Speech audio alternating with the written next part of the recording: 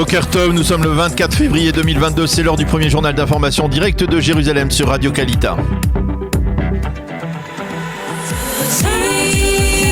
Radio J, le journal en direct de nos studios de Jérusalem.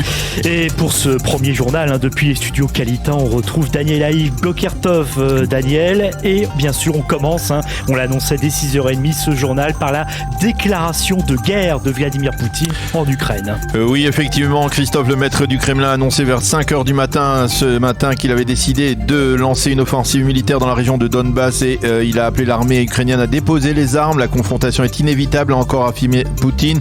Ce n'est plus qu'une question de temps. Nous ne pouvons accepter le rapprochement entre l'Ukraine et l'OTAN. Cependant, Poutine a clairement affirmé qu'il n'avait pas l'intention d'annexer l'Ukraine. Selon de nombreuses sources, des explosions ont été entendues ce matin à Kiev et Kharkov. De même, les vols commerciaux internationaux qui survolaient à ce moment précis le territoire ukrainien ce matin ont fait demi-tour. Le président Joe Biden a très vite condamné ce matin la Russie pour sa déclaration de guerre. Poutine est le seul responsable de la destruction et de la mort de citoyens innocents, a déclaré le président américain. Le Conseil de sécurité de l'ONU s'est réuni d'urgence. Le secrétaire général Antonio Guterres a appelé le président Poutine à ne pas envahir l'Ukraine, donner une chance à la paix, a-t-il déclaré. Quant à Volodymyr Zelensky, le président ukrainien, il a confirmé que Poutine avait donné l'ordre de déclencher la guerre contre son pays. Il a souligné que le président russe n'avait pas donné suite à sa proposition de le rencontrer. Ceci étant, on en sait plus, Daniel, sur les consultations qui ont abouti hier au communiqué israélien de soutien à l'Ukraine. Oui, effectivement, au cours des consultations, la Défense nationale a mis en garde contre toute condamnation de la Russie qui pourrait avoir des répercussions dramatiques sur la sécurité d'Israël dans le nord du pays, pourrait empêcher Tsahal de continuer à agir contre des cibles syriennes ou pro-iraniennes comme cela se produit régulièrement et comme cela s'est apparemment produit non seulement avant-hier soir mais également la nuit dernière. Nous allons y revenir. De plus, il a été décidé de publier un communiqué qui insiste sur la nécessité de protéger l'intégralité territoriale de l'Ukraine quelques heures avant la réunion du Conseil de sécurité, ce afin d'éviter des pressions extérieures. Selon certaines sources, des officiels américains se sont entretenus avec l'ambassadeur d'Israël à Washington, Mike Herzog, mais à Jérusalem, on affirme qu'il n'y a pas eu la moindre pression de la part des grandes puissances avant la publication du communiqué.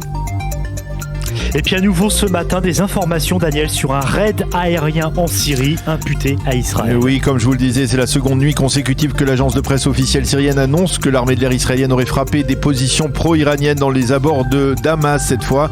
Avant-hier soir, c'était dans la région de Quneitra. Selon la télévision syrienne, 3 soldats syriens ont été tués. Des témoins affirment avoir entendu de très fortes explosions. Les systèmes de défense antimissiles syriens ont été déclenchés. Les missiles anti-aériens syriens ont tenté de frapper les avions de chasse israéliens sans les toucher apparemment. Effectivement, je vous le rappelle, dans la nuit de mardi et mercredi, les Syriens avaient accusé Israël d'avoir tiré des missiles sol-sol à partir du plateau du Golan vers la région de Quneitra, non loin de la frontière israélo-syrienne.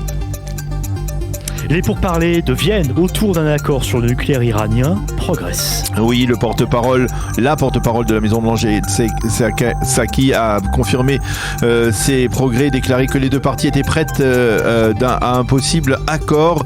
Dans les prochains jours, il reste toutefois encore plusieurs points à régler et peu de temps pour les régler, a-t-elle déclaré. Saki a précisé que les derniers dossiers étaient toujours les plus rudes et qu'il est possible de parvenir à un accord dans les prochains jours si l'Iran se conduit, je cite, de manière responsable.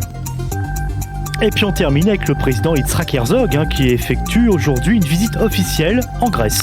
Oui, une visite organisée, on va dire, dans l'urgence à l'invitation de son homologue grec, la présidente Katerina Sekalaropoulou, c'est son nom. Motif, les Grecs, comme d'ailleurs les Chypriotes, sont très préoccupés par le rapprochement entre Israël et la Turquie, rapprochement qui doit se concrétiser par la visite d'Yitzhak Herzog à Ankara probablement le 9 mars prochain. Les Grecs veulent obtenir des garanties d'Israël qu'Israël n'abandonnera pas son alliance tripartite avec la Grèce et Chypre au profit d'une alliance renouvelée avec Ankara. La visite d'Herzog est précisément destinée à les rassurer sur ce point.